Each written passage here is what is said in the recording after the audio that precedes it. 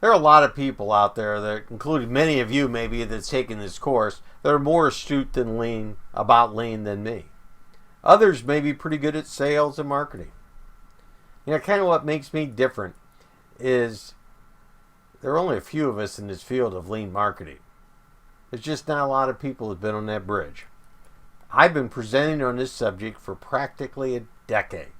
And in those years, most of the audiences are lacking sales and marketing folks. And because of that, I always wonder if we took the time to identify the value lean would provide to sales and marketing.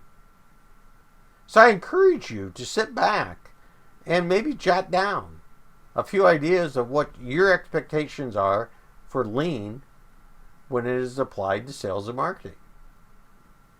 Try to stay away from using those words effective and efficient.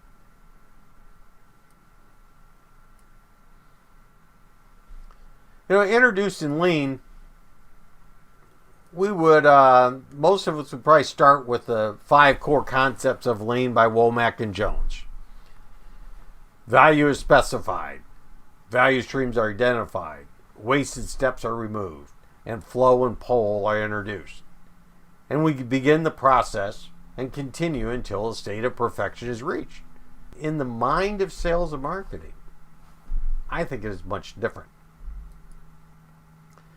As a sales guy, I always had a hard time identifying with all that. When I'm thinking of value, I'm thinking what Theodore Levitt said 50 years ago. He would argue that people don't want to buy a drill. People want a hole in the wall.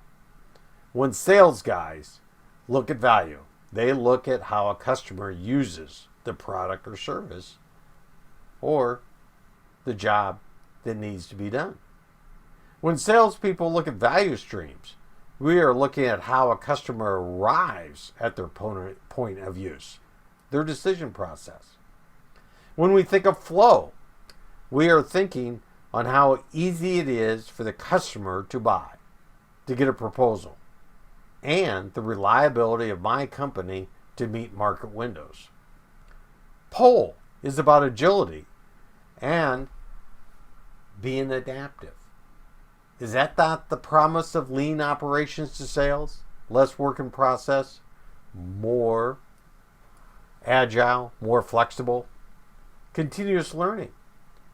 The company that learns from their customer at a faster rate than the competition is the winner today. Perfection is constantly delivering value faster than your buddies down the street. Value, of course, depends on context, right? But if lean has delivered in your organization, it has created a strategic competitive advantage, not from the idea of being better, faster, cheaper. Instead, lean should allow us to speculate, experiment, measure, and iterate forward. It is a method of learning and adapting faster than our competition. That's the promise of lean to sales. So to introduce the iterative process of lean thinking to sales and marketing, I do this by talking about Kaizen, or continuous improvement, which is exemplified in PDCA, or as it has been called, the Short or Deming cycle. Ono, the guru of the Toyota production system, came along and said, there is no improvement without a standard. So in essence, SDCA was created.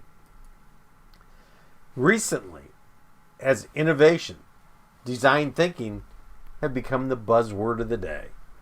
Eric Ries created the Lean Startup. It was based on build, measure, learn. It is his idea that you develop product and get it in the hands of the customer at its most minimum level. And you leave the customer to decide the value and expand on that. I can argue that what I learned from a Toyota guru in Europe, Graham Hill, there was similar thinking within Toyota called Explore, Do, Check, Act. I like that a little better, as I believe that it offers a little broader perspective and guidance versus the build, measure, learn thinking. So right or wrong, I base my lean thinking on these three principles: standardization, SDCA, improvement, PDCA, and exploration, EDCA. PDCA is the glue. Without that mindset, it is difficult to traverse between the three. And I think all successful companies have a mixture of all three. Some may be more innovative, some may be more standard. But having a practice in place for each is what makes lean successful. I agree that SDCA and PDCA and even the continuous mindset may not deliver breakthrough by themselves. However, like most things, you start one step at a time. The culture of innovation starts with the culture of continuous improvement. To start with breakthrough thinking is very difficult and risky. You cannot just turn it on, especially in established companies. So starting with PDCA and continuous improvement can be a successful way to create the little I of culture improvement. This allows for the culture to spread and create the DNA of the big I, innovation. I want to bring up an important point right now, though. Most people that are experienced in lean understand the process of PDCA. They understand it as a learning cycle, a hypothesis to be proven. People outside of lean often look at plan do through a project management type lens. It is that thinking of follow the plan, and if we waver off course, we make adjustments. But we all know that most projects fail.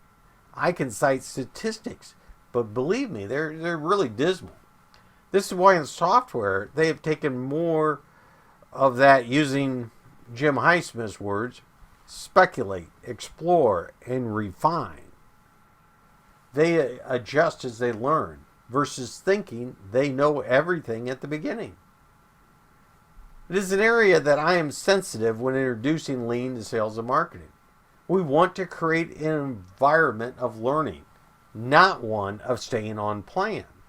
We seldom accomplish plan do in a controlled environment. Within our internal structures, why do we think can do it externally, where we don't have such control? So understanding my lean thinking of SDCA, PDCA, and EDCA really sets the groundwork for the continuation in the course. So thank you very much, and we'll get started with the next lesson in just a moment.